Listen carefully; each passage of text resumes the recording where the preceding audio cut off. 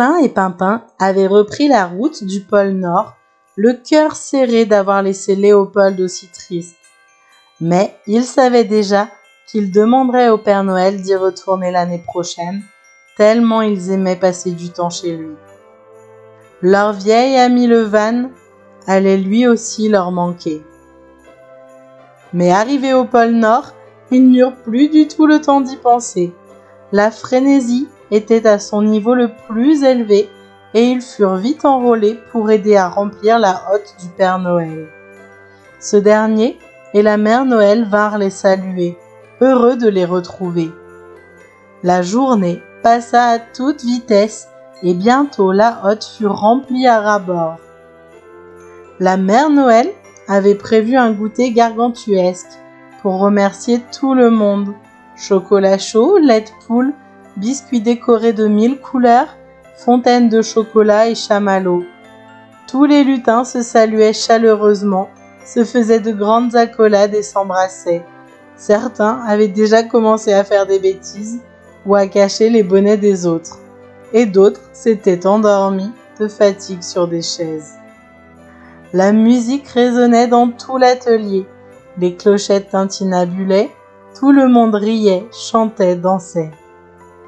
Puis, soudainement, l'horloge magique se mit à sonner. Il était temps que le Père Noël prenne la route. Les rennes terminèrent de manger leur dernière carotte magique, mais ils savaient qu'un stock avait déjà été installé dans le traîneau pour les petits creux en cours de route. Des lutins les aidèrent à s'harnacher au traîneau. Rodolphe, le chef des rennes, avait pris place comme toujours en tête. Son nez rouge lui permettait d'éclairer la route d'une lumière brillante, même lorsque la nuit était noire au point que l'on ne voit pas plus loin que le bout de son museau. Enfin, le Père Noël ajusta son bonnet sur sa tête. Un baiser, un câlin à la Mère Noël et un petit mot au lutin qui l'entourait, et il grimpa dans le traîneau. Il ajusta un lourd plaid en velours rouge sur ses jambes, et les deux lutins en chef, Mira et Fanfan, sautèrent sur le siège à côté de lui. Ils étaient là pour prendre le relais en cas de problème et pour passer les cadeaux au Père Noël lorsqu'il se posait sur un toit. La liste des enfants était prête, lue et relue plusieurs fois pour ne pas se tromper. Les clochettes des rennes se mirent alors à carillonner et briller de mille feux. Et en moins de temps qu'il ne faut pour le dire, le Père Noël s'envola dans le ciel. Il allait tellement vite que l'on ne vit très rapidement plus qu'une traînée de poudre d'étoiles dans le ciel. Le début de la tournée se déroula à merveille. Le temps était clair, les rennes n'avaient pas de souci de visibilité et la pleine lune les éclairait, facilitant grandement leur travail. Mais, arrivés au-dessus des vastes forêts enneigées où vivait Léopold, une brusque tempête de neige les déstabilisa.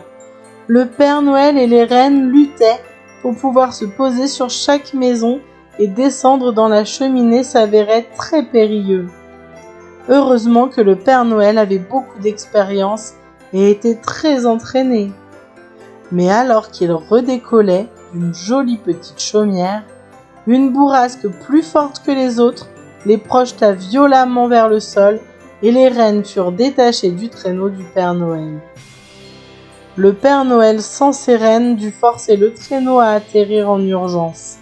Il se posa à quelques mètres seulement du van de Léopold qui se réveilla brusquement. « Père Noël, mais que se passe-t-il » s'écria-t-il en le voyant seul dans la neige sans ses amis les rennes. Mira et Fanfan étaient pieds par-dessus tête dans la neige. Tous deux s'ébrouèrent et rejoignirent le Père Noël. « Rien de cassé, les amis ?» s'assura ce dernier chaleureusement. « Tout va bien, Père Noël, mais on a un problème !» s'exclama Mira, avisant le traîneau sans ses rennes. « Le temps de retourner au pôle Nord et de revenir avec de nouveaux rennes, la nuit sera déjà terminée et vous n'aurez pas pu livrer tous les cadeaux aux enfants !» s'exclama Fanfan.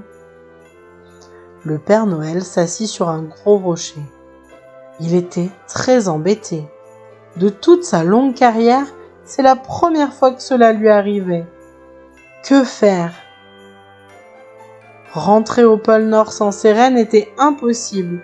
Les lutins pouvaient aller en récupérer, mais la nuit serait déjà bien trop avancée et une grande partie d'enfants ne recevraient pas leurs cadeaux. C'était inconcevable. Trouver d'autres rennes sauvages, par exemple, pour l'aider dans la forêt alentour?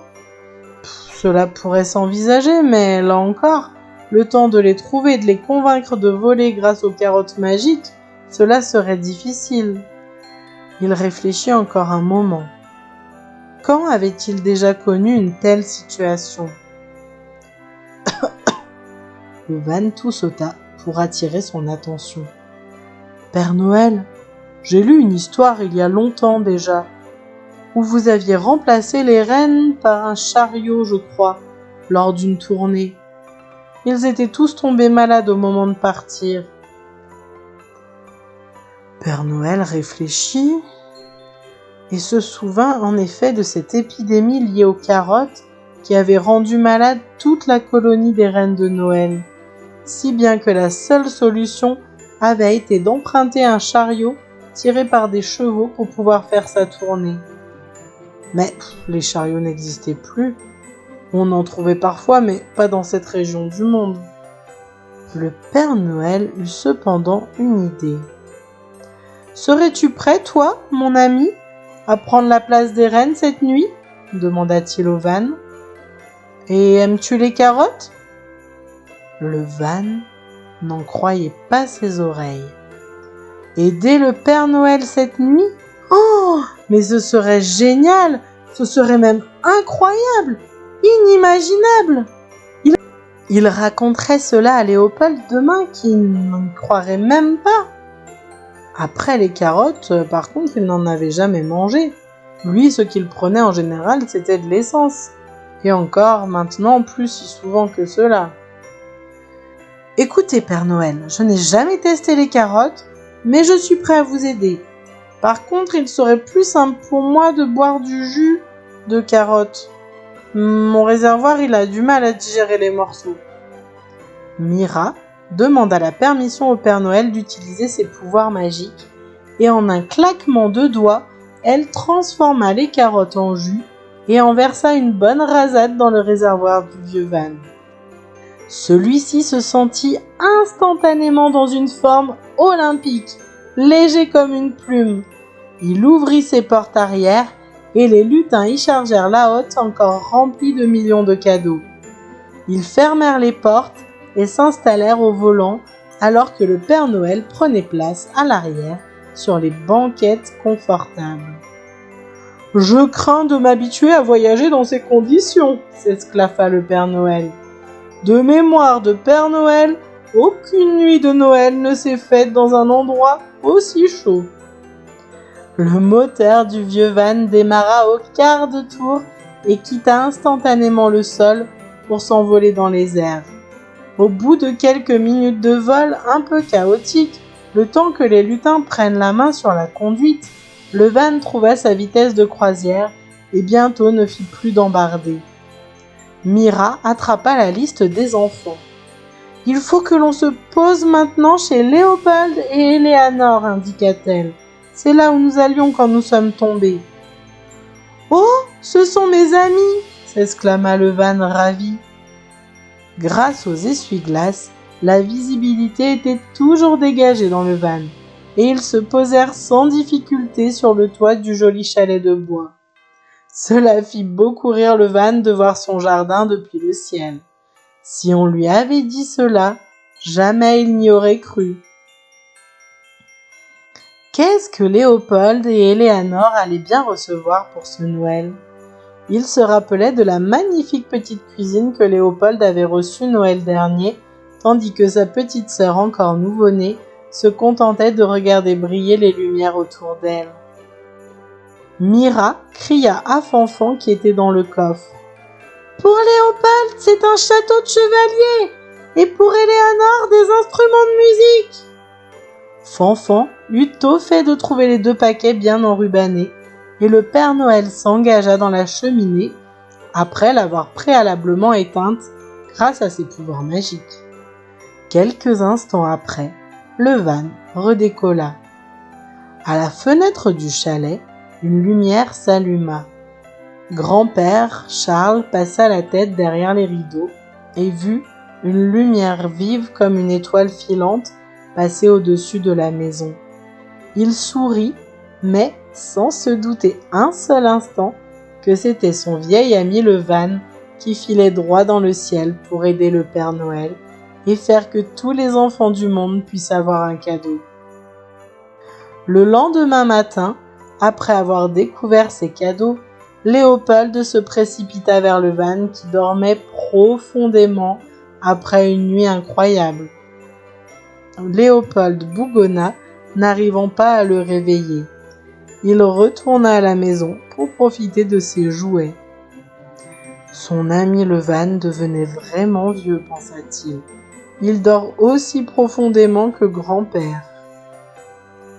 Léopold serait bien surpris d'apprendre le lendemain la raison de cette grande fatigue. Sachez qu'encore aujourd'hui, on trouve dans le grand registre du Père Noël la trace de cette folle nuit de Noël où notre ami le van a remplacé brillamment les rênes du Père Noël. Je vous souhaite à tous un excellent Noël. Passez une merveilleuse journée entourée des gens que vous aimez, entourée de vos proches, vos amis, votre famille. Et je vous dis à très bientôt pour de nouvelles aventures avec la Vanille Family.